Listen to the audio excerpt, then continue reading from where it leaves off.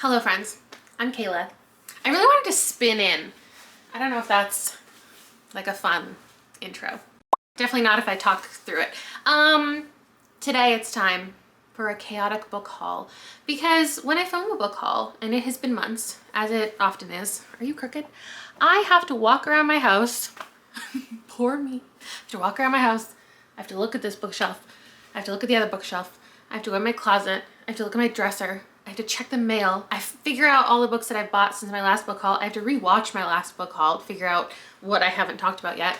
And then I gather everything and I sit down and I talk it all through. But instead, I don't have anything. You're just gonna join me as I go around to all the different places where I shove books when I buy them, and we're gonna build a book haul. I see one already. Number one, I purchased The Graham Effect by Al Kennedy in the last 3 months, and then I read this for a hockey video. It is about a girl who falls in love with a hockey player. She's also a hockey player. They're suddenly going to the same school. They have some history. That's all there is to it. Next, oh, does this match my shirt? No. Why did I think it would? Okay, this is Greta and Valden, and this has limes on the cover. This is about siblings. They're queer and they're exploring their identities, going through relationships, learning about their family history, relating to each other, and that's that. The reason these ones are on this shelf is because this is my red shelf. So as soon as I read all of my books in a month, I choose where they go. They either go back to the library, they go on this shelf, or they go in this like secret spot at the bottom of my closet if I gave it under 4 stars, because this shelf is only for 4 and 5 stars now. With the exception of this stack, which, like, should I do a whole video series reading all of those? You let me know, because that's like the one thing here that I haven't actually read. But yeah, that's where all my books go. So what else have I read? If I'm talking about it in this first section of the video, you know that I gave it a high rating, so that's pretty incredible. I can't think of anything else, but I know there has been some. One second. I don't see anything on my thriller mystery shelf either, so let's move over to speculative. Oh my god, who put a table there? Let's spot something. Ripe. I purchased Ripe totally on a whim and then read it like immediately after buying it and gave it 5 stars. This is by Sarah Rose Eder, and it's about a woman dealing with really severe depression. She's being followed by a black hole that's manifesting as her grief, or her grief's being manifested by this black hole. She's dealing with tough things at work, with her family, with her reproduction situation, with her relationship. It was heavy, but very good. 2 books in a row with fruits on the cover.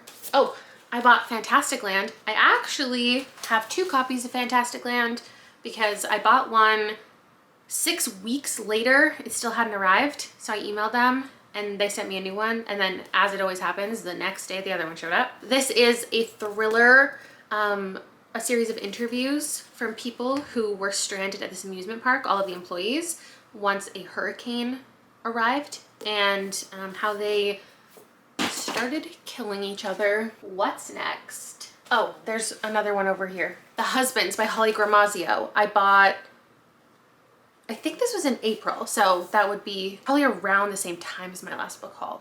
But this is a woman whose husband, she comes home, she has a husband, she never met him, she doesn't know him. Then he goes up to the attic and he doesn't come back down, a different man does, and her attic is magic, and she goes through all of these different men and decides what to do with her life. I hope I haven't hauled that already. I need to look through everything that I've read to see what I might have missed. The Book of Nebo should be up here, but I don't see it. Where might I have put that? Oh, there's Nothing But the Rain. Nothing But the Rain is right here. This is an apocalyptic story following a woman who, every time she goes outside in the rain, and it's like always raining, she loses parts of her memory, and it's her piecing it together and figuring out if she's safe. There's a stack of books somewhere in my house that I need to find, so the bedroom makes sense. I figured it out. It wasn't that big of a mystery.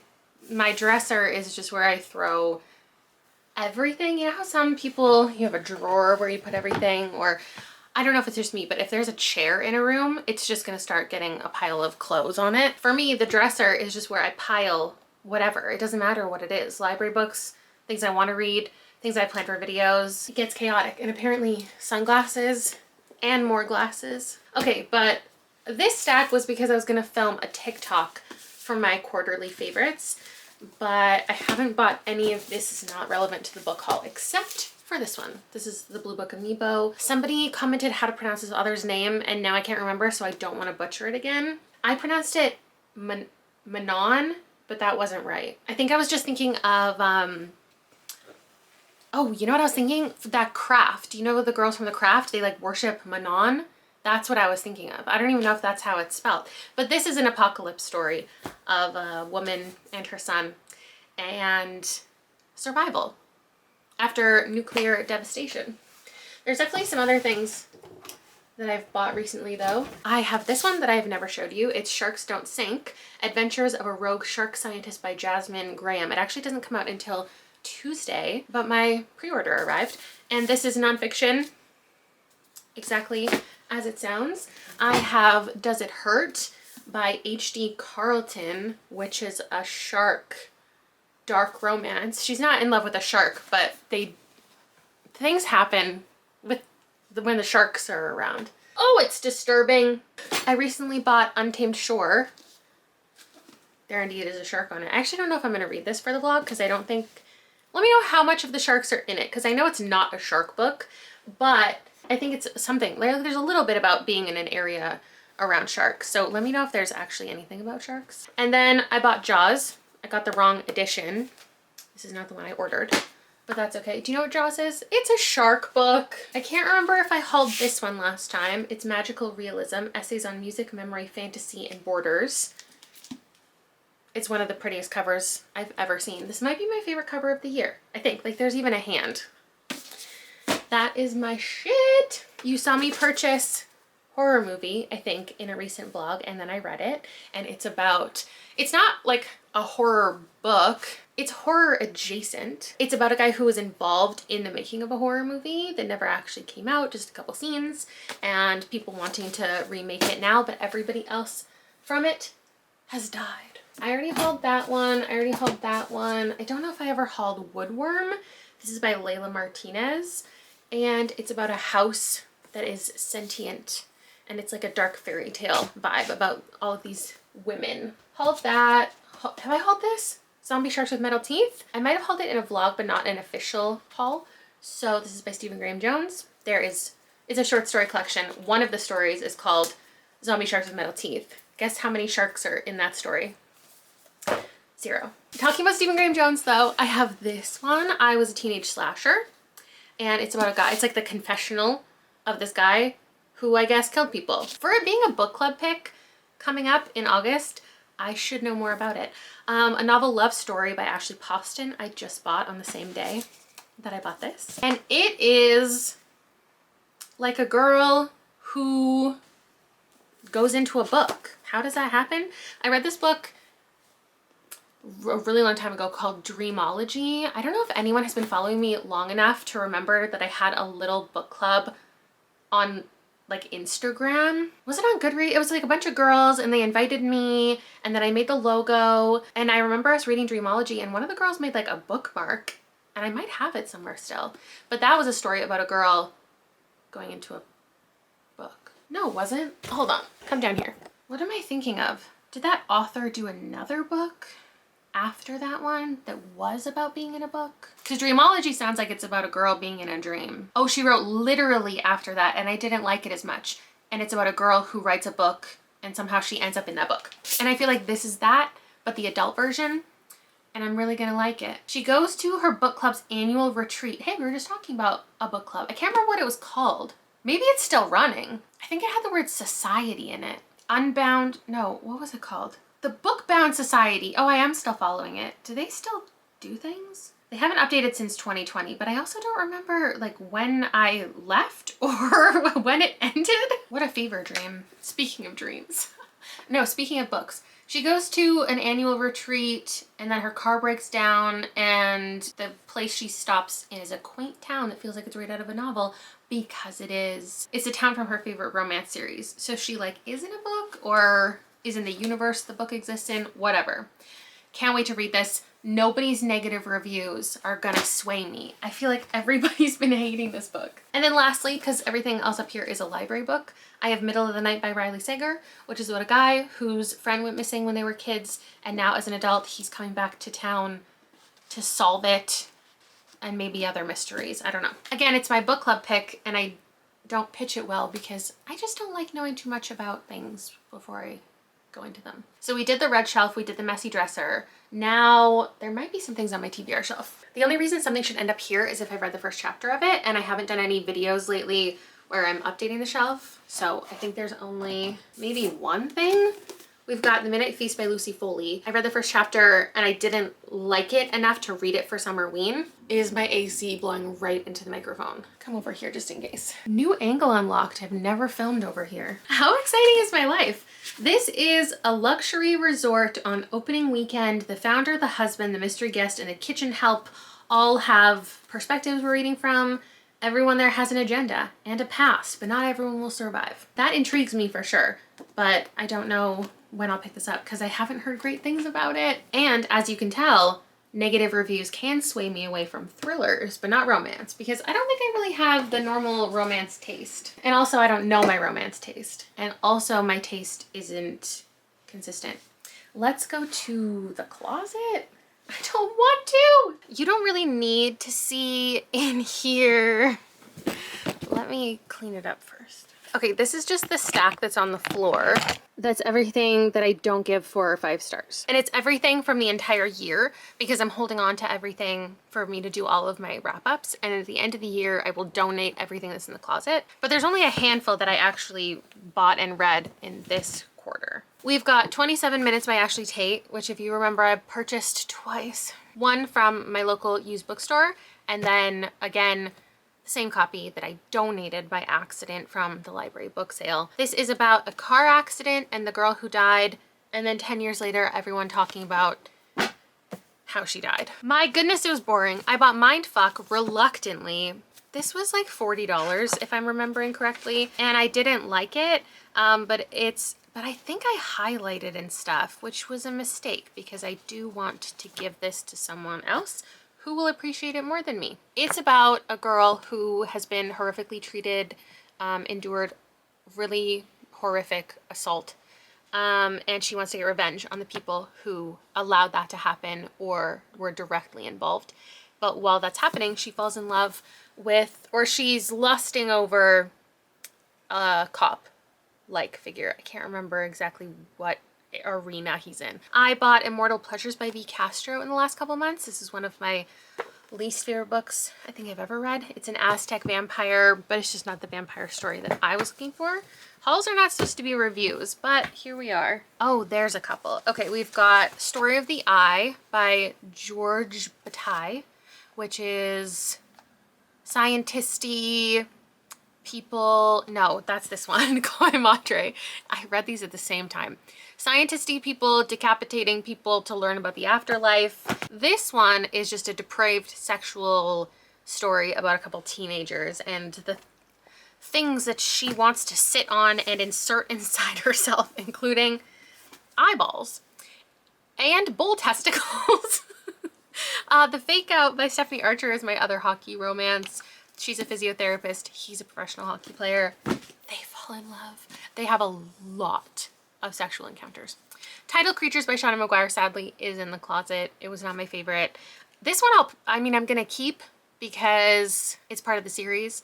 It's part of my Shauna McGuire collection, but it'll probably get shoved to like the back of a shelf in the future because everything facing out is a 4 or 5 star. I don't know anything else in here that I've bought recently. I feel like that pretty much covers it as far as things that I've read. Now if we go up here, you have to first promise to not judge me on the messiness of the closet. Okay, promise. But I just shove a lot of stuff in here that I haven't read, and I haven't read the first chapter of, so it can't go on my TBR shelf. These I found at a library book sale. The Wishing Game by Meg Schaffer is about something. We have a main character who's obsessed with the Clock Island series of books. Now she's a teacher's aide, sharing her love of reading with a recently orphaned boy. Wait, this is a competition?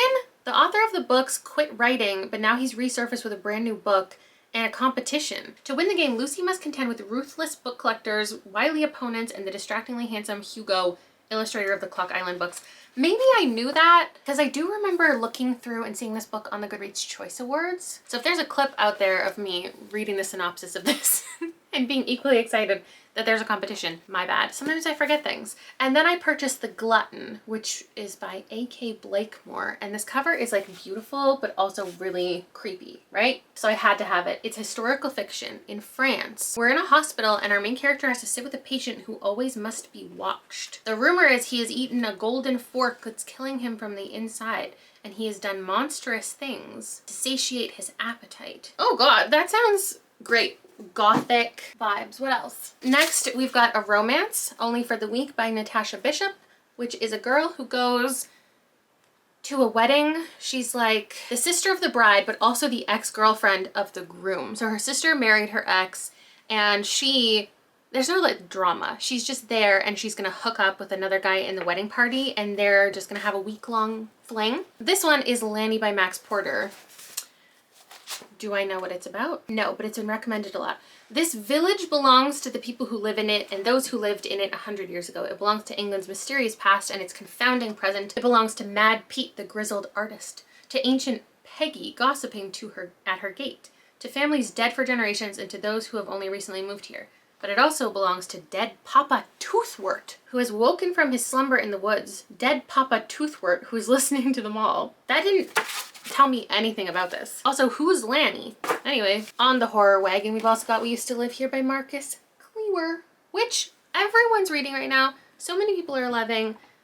Kind of wish I picked it for the book club, but we've already had so many men represented this year. So Marcus is just gonna